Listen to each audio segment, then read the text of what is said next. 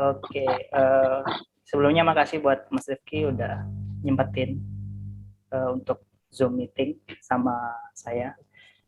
Gimana Mas kabarnya? Alhamdulillah baik ya. Ya, Mas Rifki ini pemilik dari salah satu perusahaan namanya Stackaway. Mungkin Mas Rifki bisa ngasih tahu orang-orang yang lagi dengerin sama nonton ini, kira-kira Stackaway itu apa sih?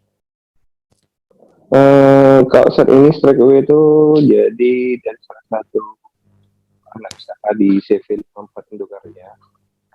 Jadi Strikeway itu geraknya di bidang toko retail sama clothing development kayak sablon, terus bordir, terus kayak gitu sih bikin jersey. Jadi macam-macam sih kayak kita ngembangin gimana caranya teman-teman punya informasi yang jelas terkait terkait apa sih konveksi kayak gitu. Jadi kayak kita ngasih pilihan beberapa macam banyak pilihan tentang kaos, tentang sablon. Jadi mereka ketika hasilnya udah jadi, mereka sesuai harapan yang mereka inginkan kayak gitu sih. Jadi lebih ke retail store sama clothing development untuk saat ini. Gitu. Retail dan clothing development. Yeah. Kira-kira kenapa Mas kok di awal itu kepikirannya mau bisnis ke tentang retail dan clothing. Kenapa nggak yang lain? Kan saya lihat juga rame juga gitu di industri ini.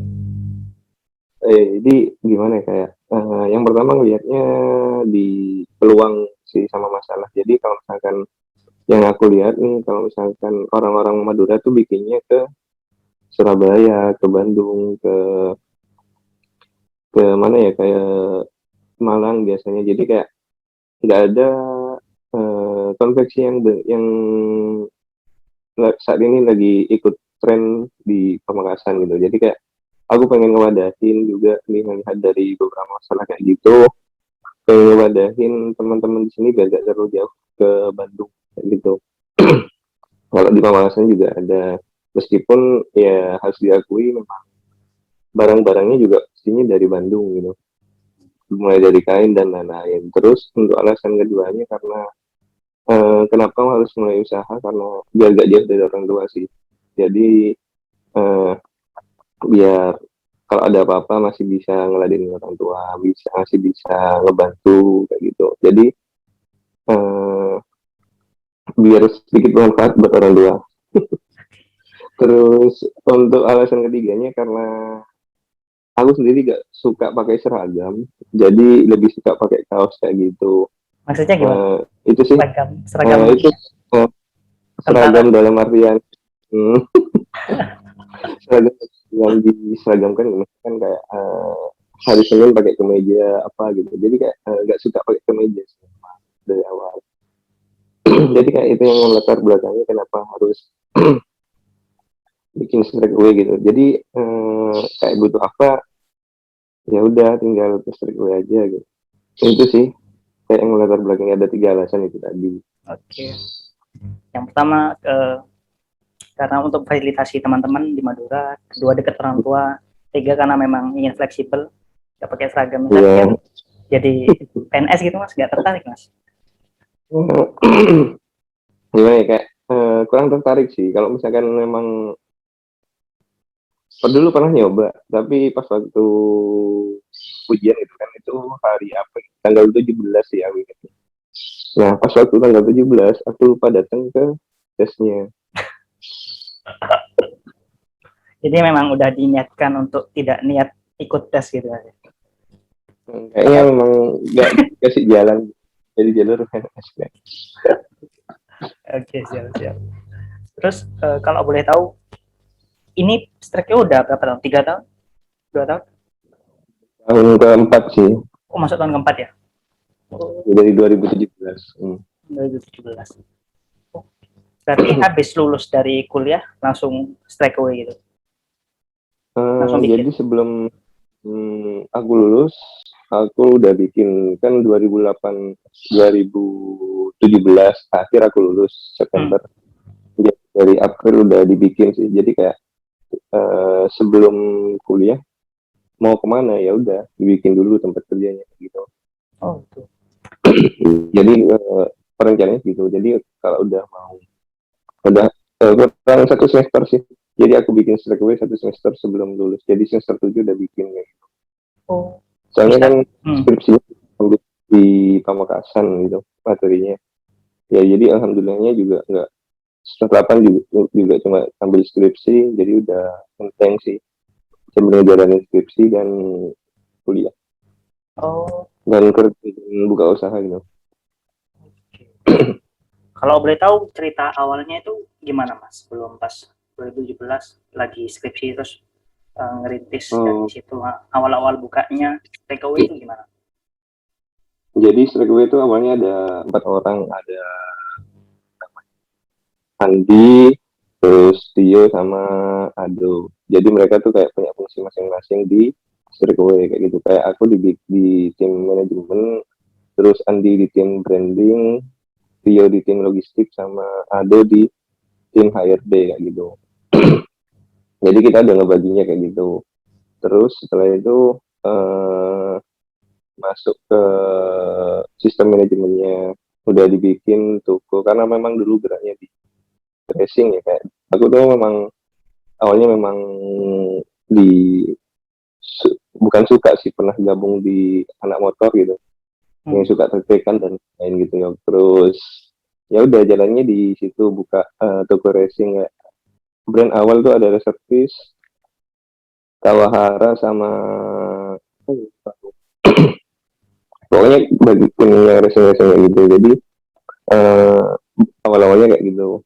Habis itu cuma toko retail sih pertama, belum jadi clothing development. Terus tokonya masih ukuran 3x3, jadi Streakaway itu juga udah ngalamin 3 kali fase renovasi, mulai dari yang awalnya toko seukuran 3x3, terus jadi 3x8, sampai sekarang jadi 3x12 gitu.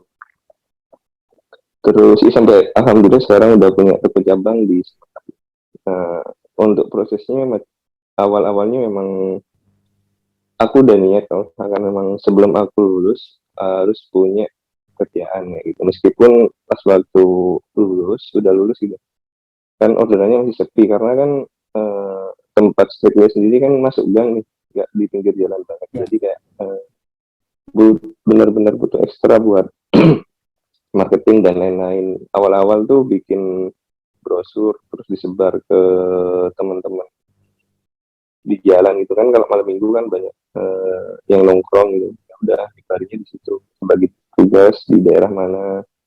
Terus itu sih alhamdulillah awal-awal opening juga rame, alhamdulillah rame, meskipun ya setelah berjalan sebulan 2 bulan sepi gitu, sampai ditanyain sama orang tua, kamu nggak pengen kerja lain gitu. Terus itu sih yang paling paling paling nyelekit ke hati gitu. Kenapa? Soalnya kok malah jadi kayak gini gitu. Eh, Ya udah, itu jadi cambuk, bener-bener cambuk. Gimana caranya takeaway itu juga harus bikin minimal aku hidup gitu, atau dan teman-teman yang ada di takeaway harus hidup. Jadi kayak itu sih motivasi utama ya, karena memang awal-awal memang sepi banget sih, memang sepi. Terus dia sampai ditanyain, kamu nggak pengen rencana kerja lain aja gitu. Itu sih yang memang jadi cambuk motivasi sampai sekarang gitu.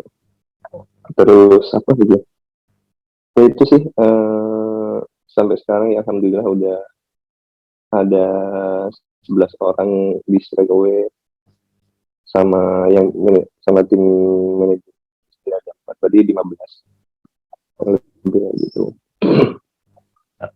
Dulu dengar-dengar ini jurusannya Mas Rifki apa dulu pas kuliah? Aku ekonomi pembangunan. Ekonomi mana?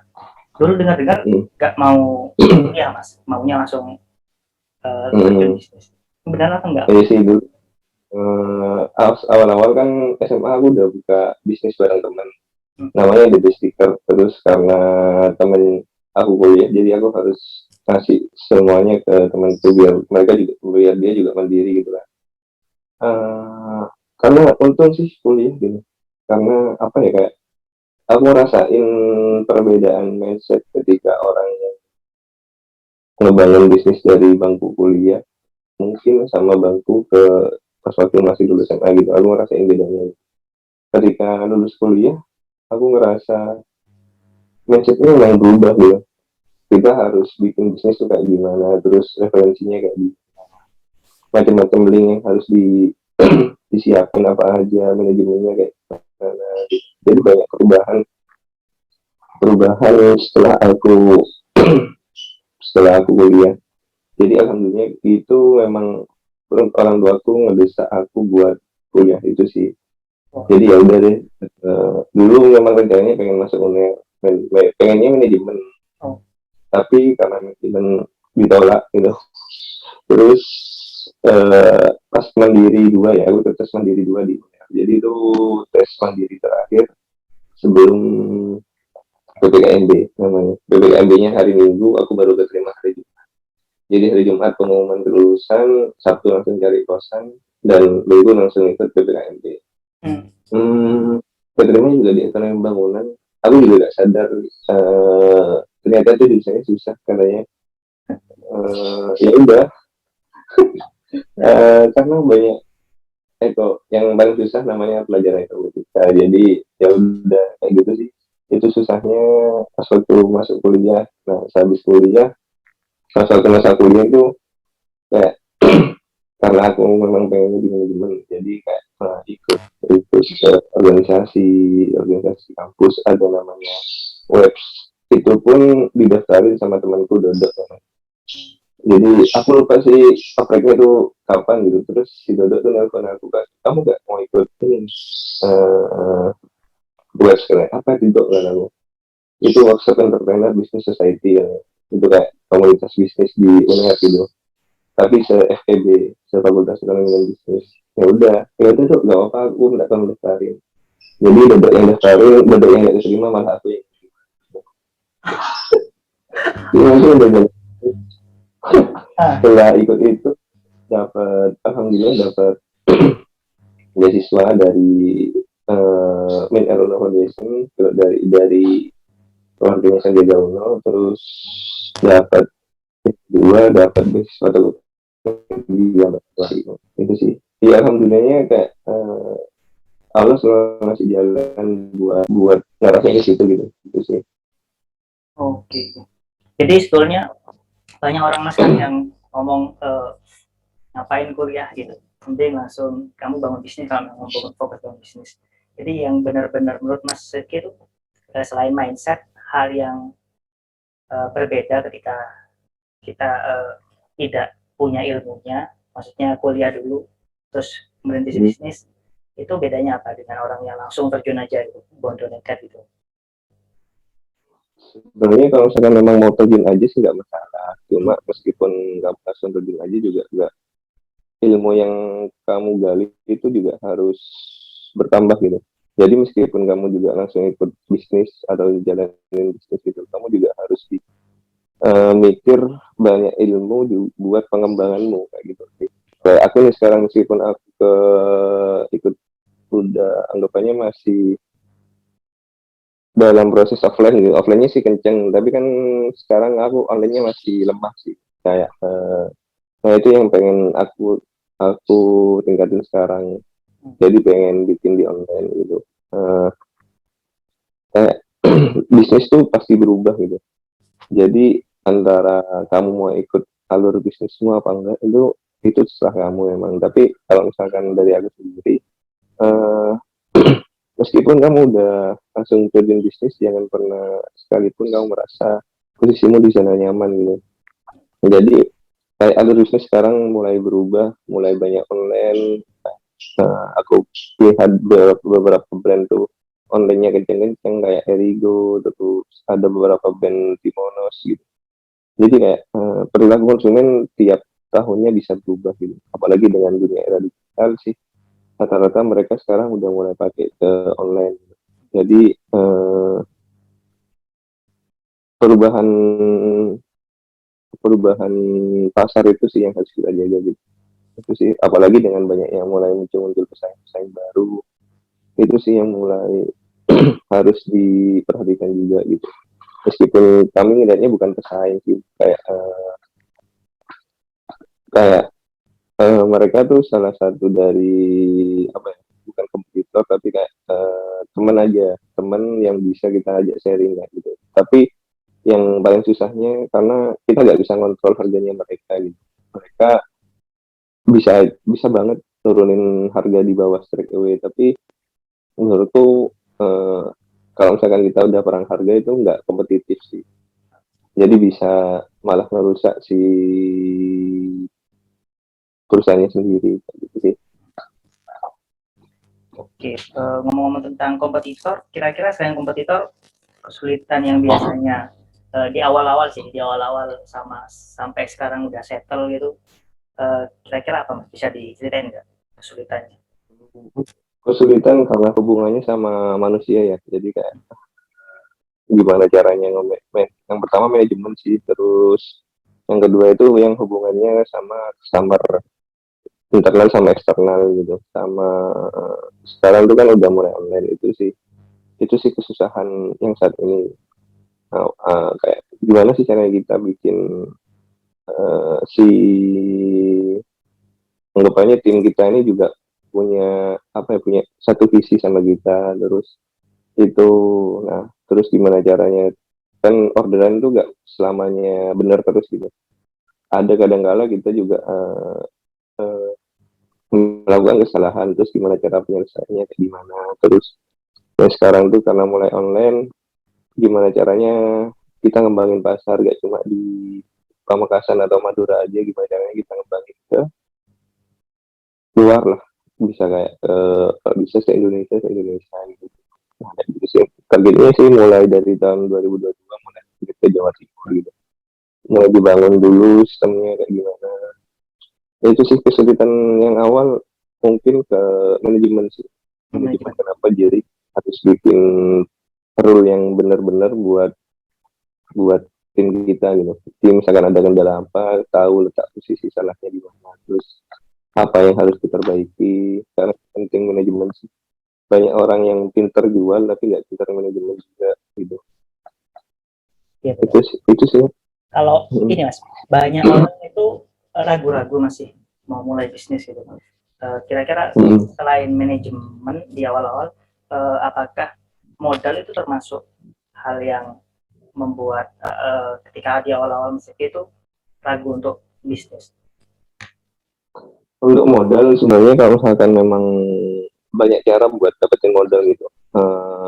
Mulai dari ya kita, ya kamu juga harus kayak, kalau misalkan memang beneran pengen usaha, jadi kamu harus rencanain itu semuanya gitu. Kayak aku nih, awal-awal sebelum masuk kuliah, sebelum keluar dari kuliah, sebelum lulus, aku juga harus rencanain bikin strategi udah kan. Nah itu harus dipikir dulu modalnya dapat dari mana aja, terus misalkan keuangannya dapat dari mana aja, terus mau nabung berapa lama kayak gitu. Jadi eh, itu sih yang rencananya modal. Kalau modal kan banyak sekarang. Mulai dari modal modal uang, terus modal ilmunya gimana, terus modal partnershipnya apa aja gitu. Jadi kayak kalau misalkan yang dibicara masalah modal uang, kita bisa carikan bisnis buat dapetin modal. Terus kalau misalkan memang pengen bisnis, ya udah kita cari yang ketiga juga, kita bisa cari, kata mentor saya tuh, cari cari istri yang kaya gitu. Jadi biar ketika udah punya istri langsung bikin langsung bikin bisnis kayak gitu. Oh iya, Jadi kan itu mudah gitu. Terus secara keempat utang, tapi nggak aku saranin yang utang sih, karena ketika utang kayak kita tuh punya beban buat melunasi, jadi gak, kita hanya fokus ke melunasi tapi nggak fokus ke pengembangan bisnisnya kayak gitu sih. Jadi kayak cara yang paling aman sih cari istri yang kaya sama carikan bisnis. oke. Memang nggak Oke, oke. Buat yang belum mau nikah berarti agak kesulitan nanti cari modal. Harus kesulitan. harus yang lain, pakai cara lain. Oke, oke. Tadi menarik Mas. Jadi Mas Rifki selain bisnis juga ada mentor yang kayak ngajarin gitu juga Mas ya. Maksudnya perannya mentor dalam kehidupan Mas atau bisnis Mas itu gimana? Yang Mas buat mentor? Ya, bukan mentor sih, karena aku juga ikut beberapa follower Instagram gitu. Instagram orang yang memang selinier sama aku follow gitu. Jadi kayak mereka juga sering sharing di Instagram. Terus itu sih, bukan kalau mentor secara langsung nggak ada gitu. Tapi kayak aku sering belajar dari ya lihat Instagram, lihat kan banyak sih orang-orang yang ini banyak sering sharing gitu. Nah itu sih yang harus dipelajari.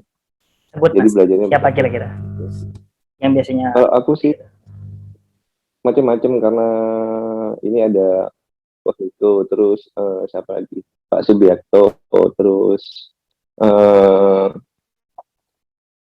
si ownernya Timonos ada Mas Agus Bijo namanya, terus Mas Daniel juga bagus. Kalau misalkan kan kalau misalkan sama Mas Daniel ini aku sering sharing bagaimana bola gitu. Terus Mas Daniel ini ownernya Friday gitu. Terus Sadat Sadat yang ownernya Erigo gitu. Jadi kayak kita ngefollow, jadi aku kayak ngefollow orang-orang yang selinier sama bisnisku gitu. Jadi biar mereka kan pastinya punya beberapa permasalahan yang sama.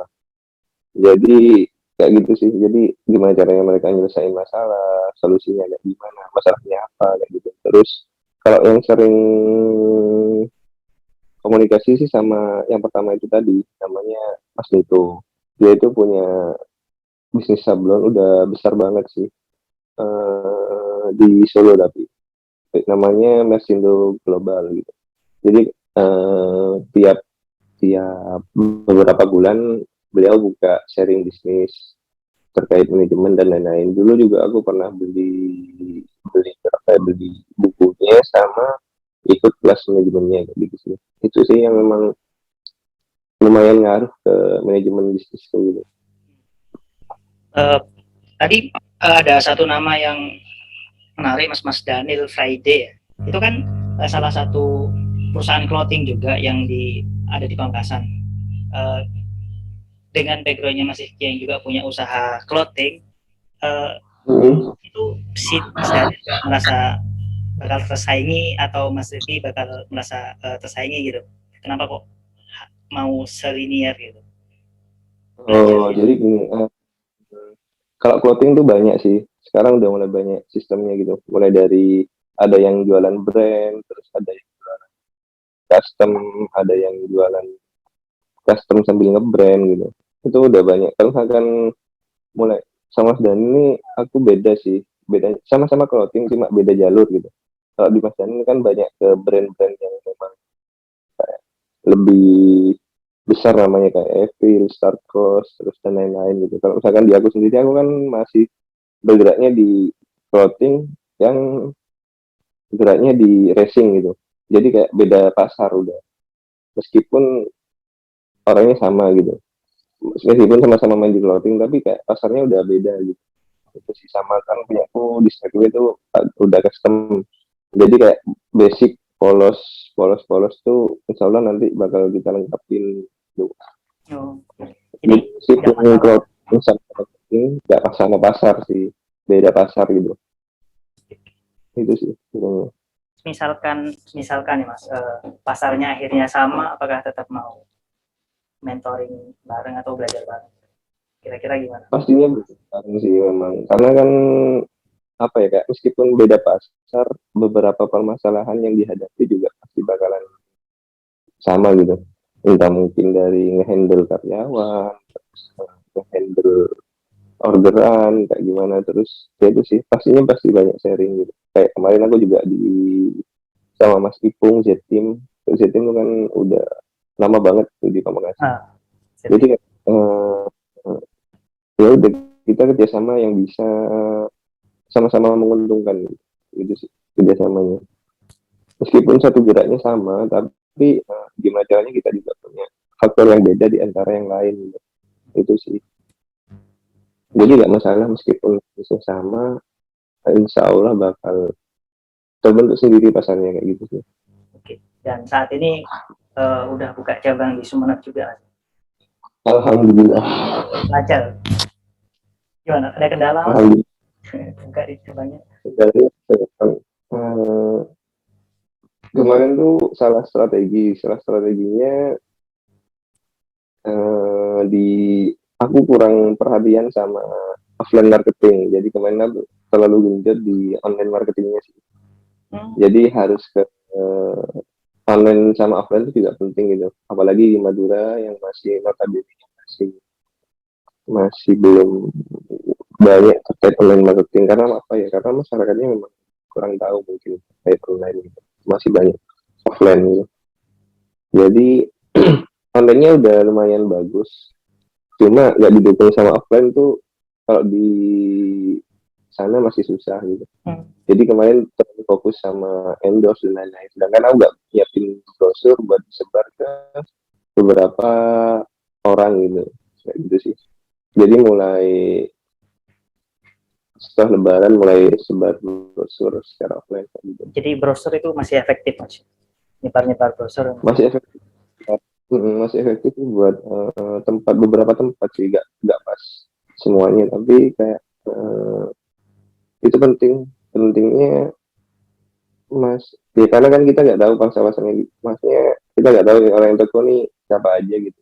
Jadi memang kalau offline marketing itu lumayan sih, karena langsung kesasar langsung ke orangnya gitu. Meskipun online sekarang kan juga bisa, tapi offline marketing juga jangan lupa gitu. Meskipun mungkin bisa jadi 70% pakai online, 30%-nya pakai offline, masih gak masalah. Tergantung dari pangsa pasar yang itu. Kalau dari skala 1 sampai 10, problem yang lagi dihadapi di Sumeneb itu berapa mas? Nilai 1 sampai 10. Problem yang lagi dihadapi 5 paling ya, 5. Kurang lebih 5 sampai 10. Kalau gitu yang saya lagi fokus kejar penjualan kan Sumeneb. Karena yang Sumeneb tuh basicnya kantor sebenarnya. Tapi cuma ada tempat display bajunya. Kalau rata cuma ngantor sih, bukan lebih ke tempat produksi gitu. Tempat produksinya masih di Pemekasan gitu. 1 sampai 10, 5, tengah-tengah berarti nggak terlalu problem masih. Aman. Ya. Aman. Kalau gitu yang kira-kira yang di atas 5, 7 sampai 10 gitu, kira-kira ada nggak yang pernah sampai di titik ini ruwet banget pikiran, nggak bisa tidur malam, terus nggak fokus apa-apa gitu.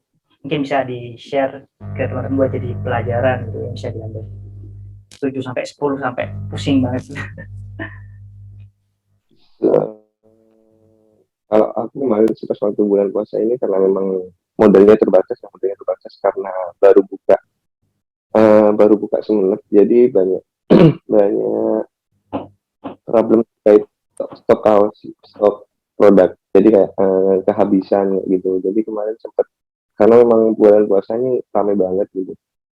Jadi kayak beberapa stok habis, jadi harus restock. Sedangkan pemerintah apa ya, kayak peraturan pemerintah ngebatasin ekspedisi sama mudik itu juga berpengaruh sama penjualan gitu. Kemarin ada orderannya minta selesai tanggal 9. Harusnya sih bisa tanggal 9 karena peraturan pemerintah. Jadi kendalanya di akses pengiriman. Kayak yang harusnya bisa datang selama 2 hari udah datang, malah bisa jadi 4 sampai 5 hari baru datang. Jadi kita harus cancel beberapa orderan kayak gitu. Itu sih kendala yang kemarin.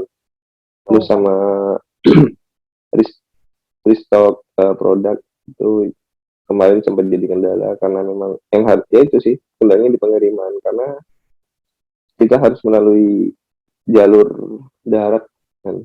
Sedangkan jalur darat kemarin di Suramadu juga ditutup. Jadi murah kendala. Dampak COVID juga ya? Dampak COVID. Iya, dampak COVID pemerintah sebenarnya. Yang larangan mudik itu. Tahun lalu gimana mas? Pas lagi April langsung jebloknya gara-gara COVID itu gimana? Pas tahun lalu? Di Pamekasan ini nggak seberapa berpengaruh sih, tetap besar kayak yang lainnya gitu.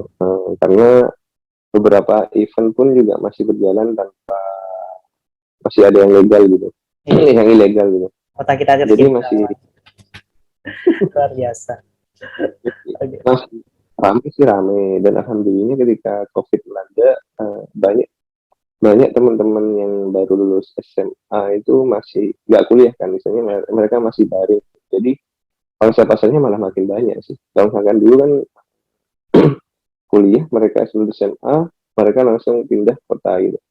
Jadi kan masyarakatnya makin sedikit. Aku lihat aja di bisnis-bisnis kafe sekarang juga bakal terus tambah, dan orang-orangnya pun juga tambah banyak gitu. Oh, iya. Jadi COVID ini juga pasti bakal ada beberapa keuntungan, beberapa segmentasi bisnis. Kenapa? Karena itu tadi, kalau misalkan Pamekasan kan rata-rata mereka kuliahnya ke luar. Jadi karena ada COVID, mereka nggak jadi keluar, mereka stay di sini. Ya udah, karena kan udah makin ramai sih aku lihatnya. Kalau misalkan yang tahun kemarin, alhamdulillahnya gitu, aku punya di gue juga ada dana cadangan, dana darurat gitu. Alhamdulillah buat nutupin kos bulanan pakai dana darurat gitu. Jadi itu sih untungnya. Jadi kayak perencanaan keuangan juga penting dalam bisnis gitu. Itu penting banget buat apa? Buat ngatur cash flow-nya kamu saat ada bencana ini, kan kita nggak ada yang tahu kan bencananya sampai kapan gitu. Kayak kalau yang tahun kemarin tuh sempat tutup selama beberapa minggu, terus ya udah, kan nggak ada orderan tuh, tetap di acaranya gaji teman-teman tuh. Ya udah, alhamdulillah dapat, dan udah ada dana darurat gitu. Jadi alokasi ini di situ. Oke. Pernah nggak Mas sampai di titik itu hampir bangkrut istilahnya? Di titik hampir, alhamdulillahnya ya mungkin Allah yang baik nih. Jadi kayak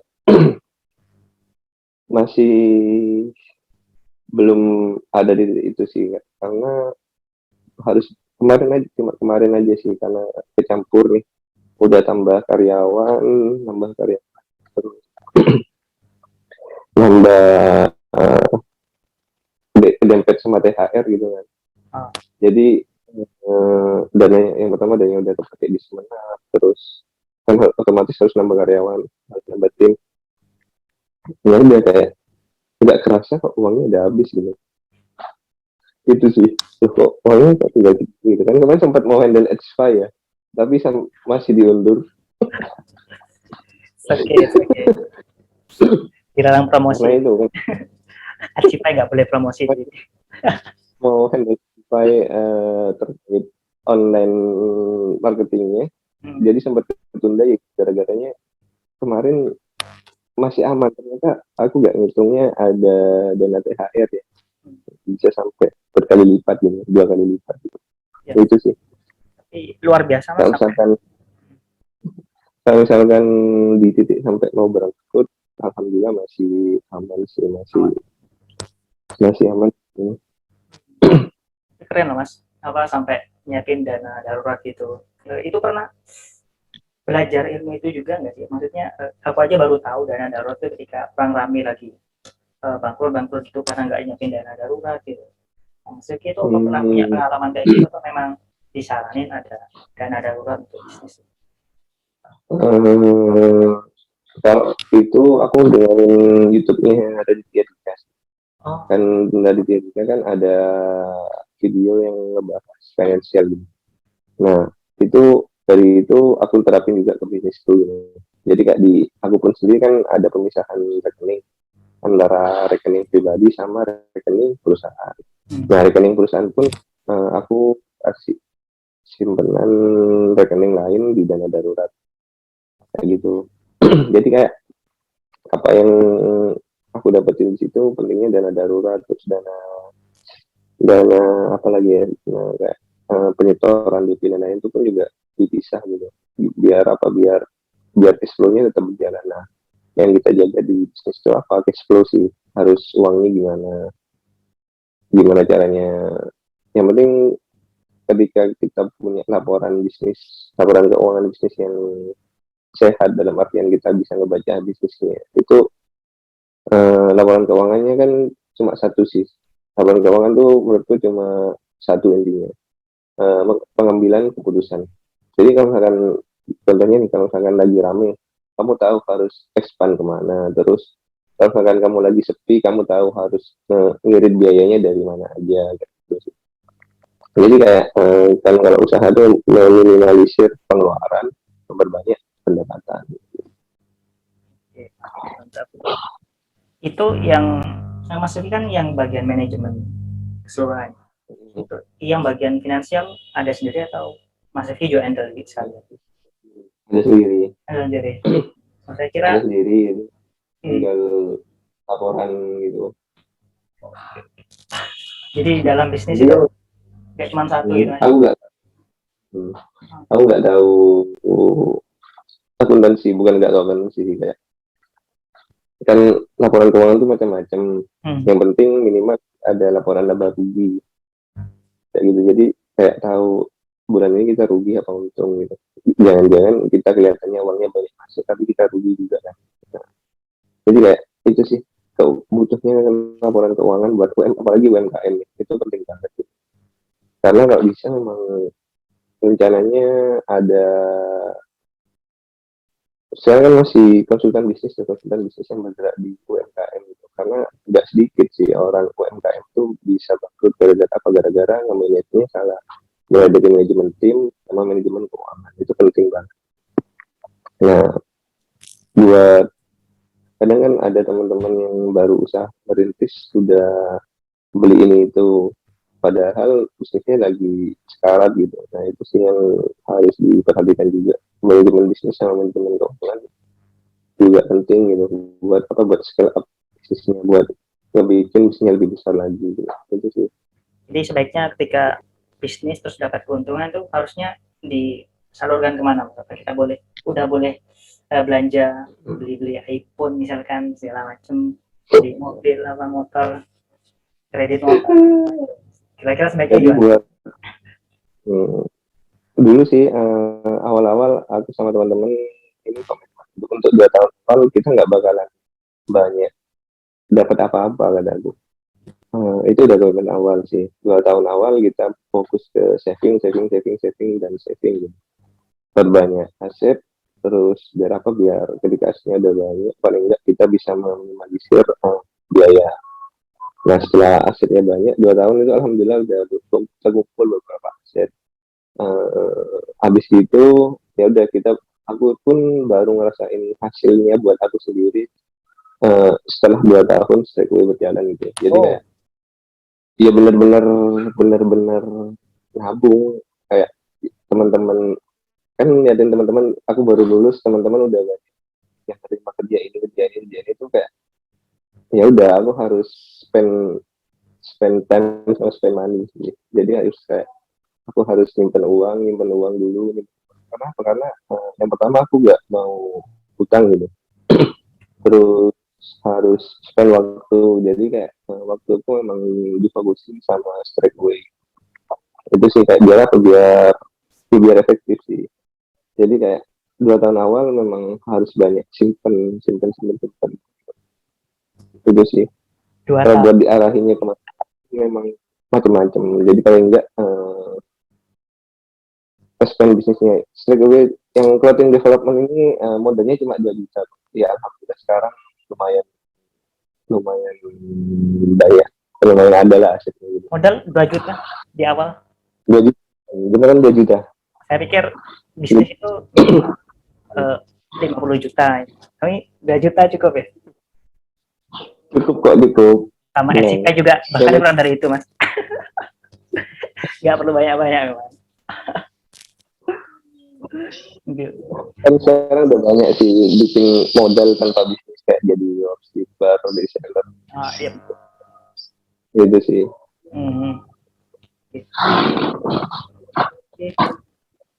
Tadi itu melihat ribetnya bisnis itu kayak manajemen harus paham keuangan juga, ngurusin ini itu. Kira-kira untuk dari Mas Rifki sendiri ngerekomendasikan ke orang-orang itu, ke anak muda lah contohnya misalkan, untuk ke bisnis sendiri itu berapa dari 1 sampai 10 dan kenapa harus mulai? Kalau aku sih nyarinya nggak harus semuanya terjun ke dunia bisnis gitu. Oh, iya. Kadang ada yang like man like place kayak gitu. Orang yang benar kan pasti tahu lah mereka tempatin posisinya di mana kayak. Terus jangan kan ke bisnis kayak aku ngemetain teman-teman job desknya tim yang ada di Streetlight pun juga harus sesuai sama passionnya gitu. Ada yang passion di CS, ada yang passion di desain, itu nggak bisa di orang yang desain nggak bisa masuk di CS gitu. uh, jadi kayak kamu harus tahu diri kamu sendiri dulu, kamu memang benar-benar mau di bisnis apa mau di jadi PNS atau dan lain-lain gitu, atau kerja sama orang, karena nggak ada bedanya sih, nggak ada bedanya mana yang lebih baik mana yang enggak, sama-sama aja sih, sama-sama baik. Entah itu mau buka bisnis atau mau kerja di orang sama-sama baik. Yang nggak baik itu kalau kamu nggak tanggung jawab atas diri sendiri. uh, uh, jadi kalau misalkan harus aku rekomendasiin, kalau misalkan memang passion kamu benar-benar di bisnis, aku rekomendasiin 10 sih. Kalau misalkan memang kamu nggak senang di bisnis, aku saranin 0 gitu. Jadi kalau misalkan memang kamu mau terjun di dunia bisnis, jangan setengah-setengah gitu. Karena dunia bisnis memang pasti berdarah-darah. Karena apa? Karena kayak ini, kamu kamu sukses misalkan di bisnis ini, kamu bakalan jadi contoh buat orang lain buat ngebuka bisnis itu. Jadi pasti ketika kamu sukses pasti bakal banyak pesaingmu gitu.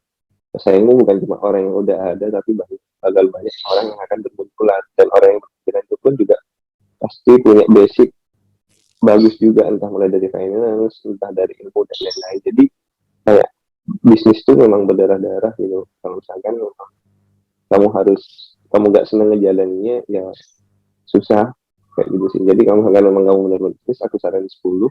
Kalau misalkan kamu nggak suka bisnis, aku saranin 0. Yang pertama yang harus kamu tahu, ya kamu harus tahu karakter kamu sendiri itu apa. Kalau kayak gitu sih, itu yang lebih penting. Jadi kayak mengetahui diri sendiri itu penting. Kayak dulu pas waktu awal-awal aku pernah self talk gitu, kayak ya udah kamu maunya apa, kayak bicara sendiri gitu. Kamu nih maunya gimana, terus yang aku pengen tuh ya gimana, ya udah kayak memperbanyak tahu akan dirimu sendiri gitu. Itu penting banget sih. Jadi biar biar apa, biar ketika keputusanmu itu udah jadi keputusanmu, ada orang yang negur, nggak masalah, cuek aja gitu.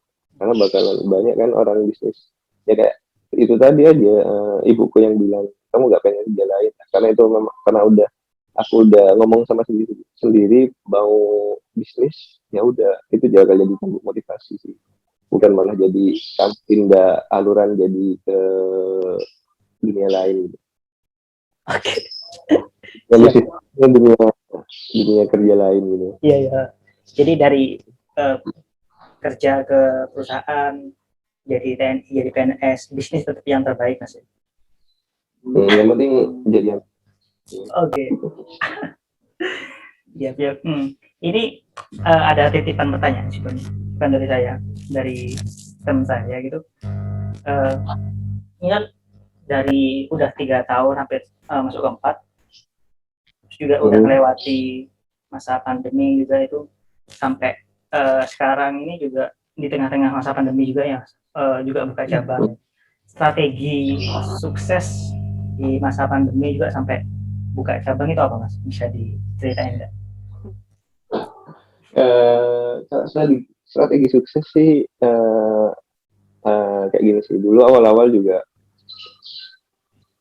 susah gitu. Susahnya sukses tuh sebenarnya gampang kan kalau di Islam gitu kan, karena ya udah, kalau aku sih di habitnya gitu, habitnya itu mulai dari pertanggal berapa ya, tahun 2018 atau 19 strike itu memang lagi sepi gitu.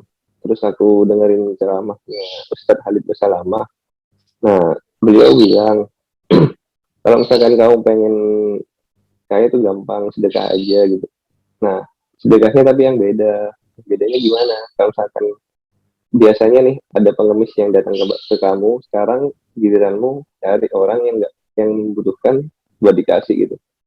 Jadi pertama itu eh,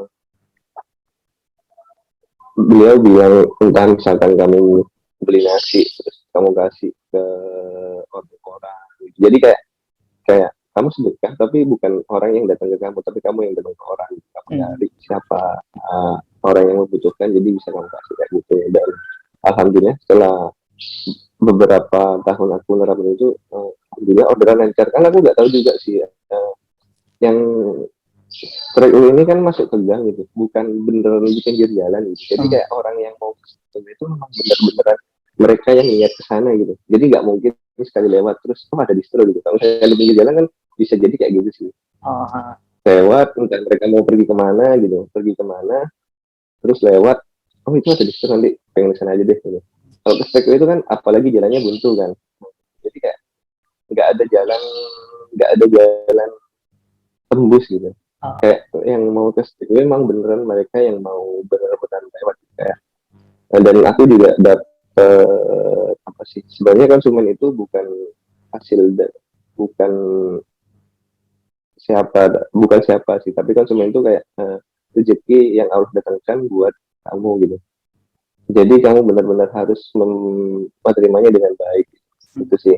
Jadi kayak setelah ngelakuin itu alhamdulillah banyak orderan sih, yang awalnya mungkin cuma 250 piece per bulan. Alhamdulillah ini sekarang setiap ngelakuin itu bisa sampai 1000 sampai 1500 per bulan. Terus apalagi kayak habitnya juga kan di Islam juga harus sebelum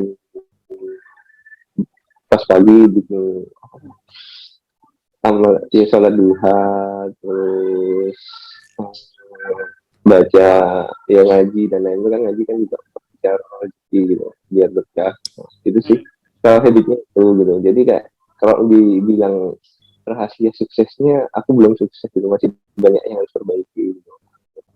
Jadi ya udah, kamu kan di Islam kan udah jelas gitu. Aku pun juga nggak terlalu kenceng kok buat promoin dan lain-lain biar orang sini ada. Jadi iya alhamdulillahnya ada gitu, meskipun aku nggak nggak nggak apa ya kak, ya udah kan Allah udah janji gitu, siapa siapa yang beribadah kan insya Allah juga bakalan Allah kasih gitu. Jadi ya itu sih janji yang bener-beneran nggak ingkar gitu, beneran ketika kita berbisnis sama Allah insya Allah Allah juga gak bakalan ingkarin janjinya. Benar mas. Jadi emang rahasia bisnis apa gitu. Beneran ya gitu. Jadi kayak ya udah kita bikin tim yang memang seleksi timnya kayak harus minimal pinter ngaji, terus kayak gitu, sholat tepat dan lain-lain sih. Itu sih kayak kalau di stream itu ngebiasain gimana caranya teman-teman bisa sholat tepat waktu dan lain-lain kayak gitu. Itu sih karena ya nggak ada rahasia bisnis beneran, kayak ya udah itu sih yang habit yang selalu gue lakukan. Kalau aku lihatnya sedekah itu kayak pesugihan yang halal. Pesugihan yang halal. Itu sama Allah.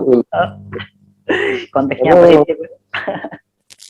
Apalagi setelah dibaca-baca zakat dan lain-lain itu kan juga karena kan di rukun Islam sendiri kan ada zakat, ada 5 itu kan, mulai dari sholat, terus sedekah, puasa, itu memang beneran ya udah kita kayak bisnis kita bersama sama Allah nggak bakal ada ruginya gitu. Itu sih ya udah lempeng aja gitu. Benar. Pesugihan yang halal yang luar biasa. Oke. Oh ya mas, ini kan udah lumayan lama ya, 4 tahun, masuk 4 tahun. Kira-kira selain untuk diri sendiri, harapan dan ingin memberikan dampak apa aja untuk masyarakat sekitar, punya nggak?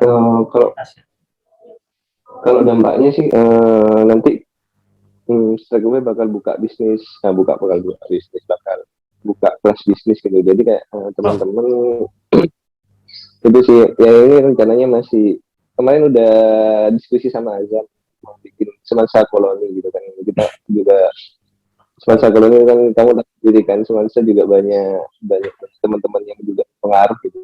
Jadi kalau misalkan aku sendiri jalan, aku rasa nggak bisa gitu. Jadi kita harus ngajak teman-teman buat jemaah bareng biar bikin Pamekasan juga bakal tambah maju gitu. Karena misalkan nih kamu pinternya di bisnis website, mungkin nanti bisa setting motor kayak website kayak gitu-gitu. Terus kayak kemarin ada Rasmi kayak pinter ilustrator, jadi nanti bisa sharing ilustrator kayak gimana. Azam pinter manajemen timnya, nanti gimana nge-manage teman-teman. Kayak kemarin kan ada ilmu baru tuh yang kamu kasih sama Azam yang ngebikin apa rencana rencana tim tuh yang Foundation. aplikasi Oh iya. itu juga sudah mulai aku sambil belajar juga ya, sesimpel itu sih, kayak bikin dampak sama orang lain gitu. Kalau misalkan pengen dampaknya, aku juga nggak muluk-muluk sih, yang penting teman-teman yang ada di tim seperti gue juga bisa hidup dalam menghidupi dirinya sendiri maupun keluarga. Itu sih, itu udah insya Allah aman gitu. Oke, mantap. Ditunggu Mas. Siap join. Siap. Oke, kayaknya teman-teman banyak yang lagi mau stay di Pamekasan kayaknya. Sudah nemukan Kayaknya WFH itu kayaknya usaha nggak gitu sekarang udah mau nge-WFH-in karyawan. iya kan, enak kan, udah serba online kan memang. Benar. Online terbaik. Oke, mungkin ini pertanyaan penutup sih Mas. Sebagai pemilik bisnis, apakah memulai bisnis itu harus punya privilege atau hak istimewa, keluarga kaya, koneksi yang ke pemerintah gitu, harus berada gitu, gimana kira-kira? Nggak harus sih, sebenarnya privilege itu bisa kamu bangun gitu dengan bangun itu. Meskipun aku kayak harus usahakan nih, kan target pasarku SMA gitu. Jadi aku harus bikin privilege sama ke guru paling enggak. Jadi aku harus akrabin guru-guru ataupun beberapa siswa yang bisa ketika mereka ada orderan, ya udah larinya ke Strike Away gitu. Jadi privilege itu bisa kamu bangun, tapi karena kalau misalkan memang kamu punya privilege itu bakalan lebih gampang sih kayak gitu. Tapi kalau nggak ada privilege itu masih bisa kamu bangun banget gitu, masih bisa kamu bangun dengan cara apa, ya udah yang pertama kan nggak mungkin nih, aku mikirnya privilege itu bisa dibangun kalau misalkan kamu nggak punya kualitas yang baik. Misalkan nih, aku punya temen kerja di instansi pemerintah gitu, temanmu nggak bakalan mau ngerekomendasiin kamu kalau misalkan kamu nggak punya kualitas produk yang bagus gitu. Jadi privilege itu bisa dibangun dengan kamu fokus sama kualitasmu. Jadi ketika kamu memang nggak ada privilege, kamu bisa membangunnya dari produk yang bagus. Biar orang ngerekomendasiin produk itu sih yang masih bisa dibangun gitu. Jadi kalau misalkan memang ada hak istimewa itu lebih gampang sebenarnya, cuma kita nggak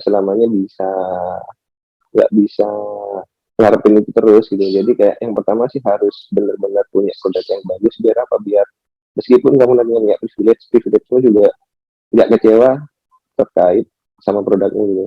Jadi yang pertama memang harus fokus sama produknya dulu, jadi baru bangun link.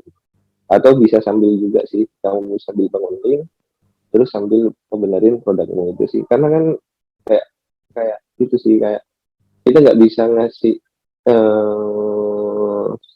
keuntungan buat si privilege kalau misalkan kita juga nggak punya produk yang bisa diambilin. Itu sih, jadi itu. Jadi cuman opsional aja ya si privilege itu. Opsional aja, jadi insya Allah masih bisa. Apalagi di sistem online kayak gini kan, semuanya kita bisa jualan online dan lain-lain, itu lebih gampang. Mungkin itu aja Mas ini pas 1 jam kayaknya kita ngobrol.